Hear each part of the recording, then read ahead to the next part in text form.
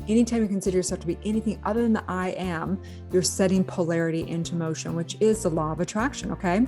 So the creative process is consciousness, your true self, the aspect that decides, is creating from the all one mind. We call it one mind because it's unity and there's only one divine, there's only one God, there's only one creator, which is your true self, which is everyone collectively, okay?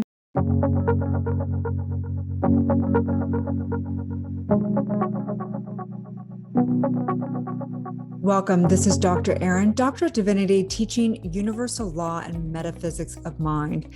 And today we want to talk about how does the law of attraction work? And I think that for so many of us, we have watched the documentary The Secret and we're a little confused. We either were able to manifest a bunch of stuff and maybe still feel unfulfilled, or maybe we tried manifesting and it didn't work at all.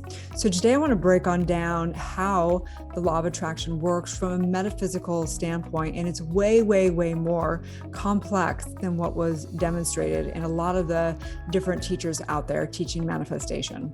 So we want to understand, first of all, and just set the intention that we come together as a community to know the truth, to live on spiritual principle, and to align with universal law. We recognize that each and every one of us is the divine essence of the divine, a fractal of divine. You have a very, very important mission on this planet, and we really want to support you in becoming the highest version of yourself, the most expressed, the most healed, and we're here to help in the process by revealing truth. We heal through revealing truth, and that's why, as a doctor of divinity, why we're called doctors of divinity is because we heal through revealing truth. And so today, I hope you take some of this wisdom with you to really understand how you're manifesting 24/7. So let's break this on down. How does the law of attraction work, right? So first of all, we understand that there's only one law. The law is a law of cause and effect.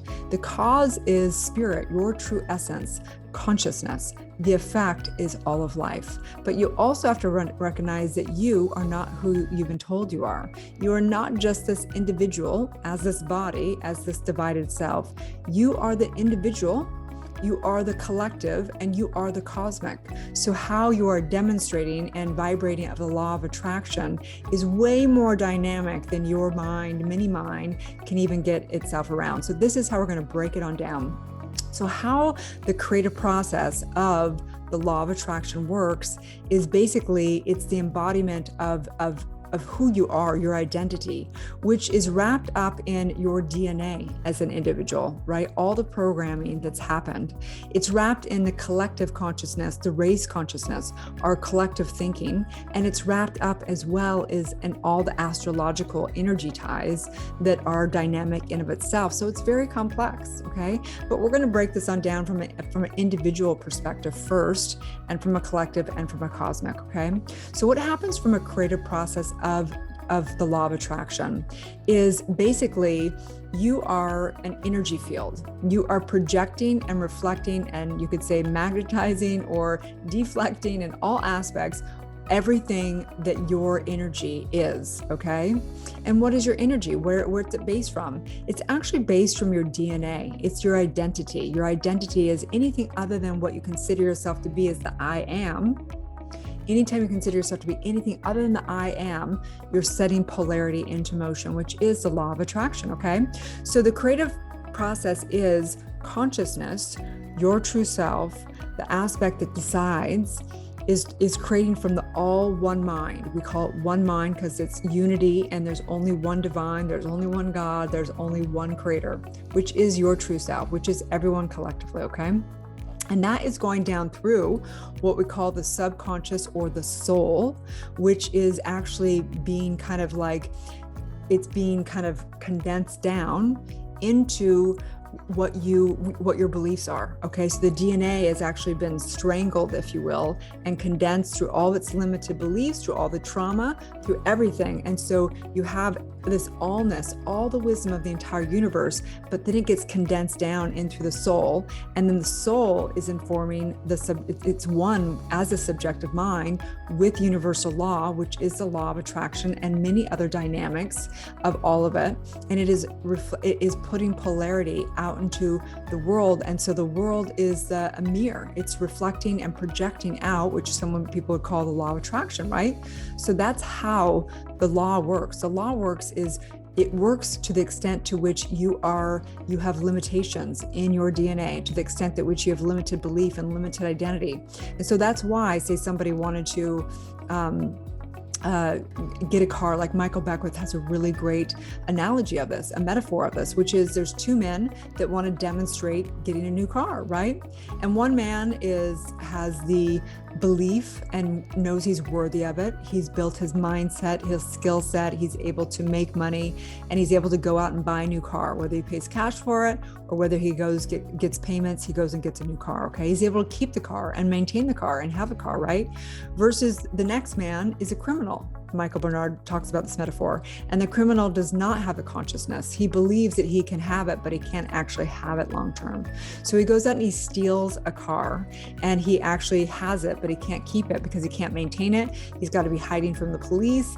It can be taken back, all this stuff, right? He doesn't have the consciousness. He doesn't have the law of attraction of keeping it, right? So the point is that how the law works is the law works by your consciousness. Your consciousness determines the outpicturing of what's being manifested, what's being projected out, what's being demonstrated, what's being able to actually stay in your life, and so on and so forth. We recognize this with people, say with relationships.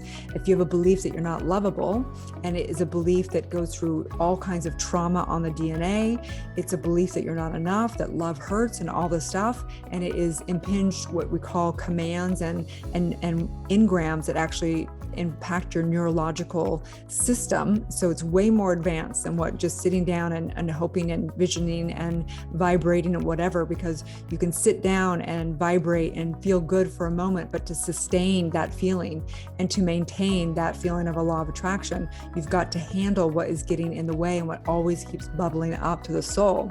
So say somebody wants to have a relationship, right? They're like, I want to find the love of my life, right? And they actually are coming from lack. They're coming from believing that they're not enough, and they need somebody that's going to fulfill them, and that's going to project out in their actual soul, and they're going to attract maybe love, but it's going to maybe be really short-lived, and it's going to be really harsh, and it's going to be abandonment, and it's going to be all the dysfunction of relationship. And therefore, the law is going to say, and so it is. That's why we always say, and so it is, because whatever it is that you truly believe at a soul level is what's going to be actually the destination, is what's going to be your destiny, as we call it, right? Whatever you truly believe is your destiny, right? So someone else who say wants to have love, and they truly believe it, and they know they are love, and they come from the place of, they are love. They're not looking to be complete. They are complete, and they're able to have someone come in their life and stay in their life because they're not relying on that person and placing them as their higher power. Then they're able to hold that love and have their love in their life, right? So it's all about law of attraction. How it works again is it's consciousness that comes in. And consciousness can create, your limited beliefs, and consciousness can create your, abundance of belief as well, right? It creates scarcity, it creates abundance, it can create fear, it can create love, it can create all of it.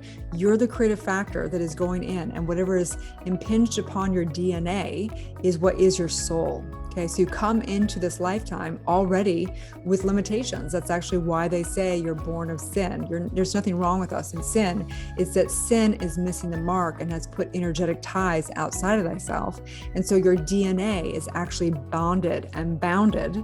You are the only one that can free yourself. If you want to have a full, say, law of attraction where it is really extravagant and you're able to attract true abundance, true vitality, true love, infinitely, then you've got to do one thing and one thing only, and it is clear out the soul of limited beliefs, clear out the soul of misidentity, clear out the soul of all your traumas, clear out all those limited beliefs, so that when you actually want to consciously demonstrate and manifest, because you're manifesting 24/7, the law of attraction and all the laws, the one law of cause and effect, is happening all the time. You don't have to sit down and try and do it. When you embody it, then it happens easily with grace and with inspired action. And so I just say, may we know and understand how the law of attraction works. May we know ourselves.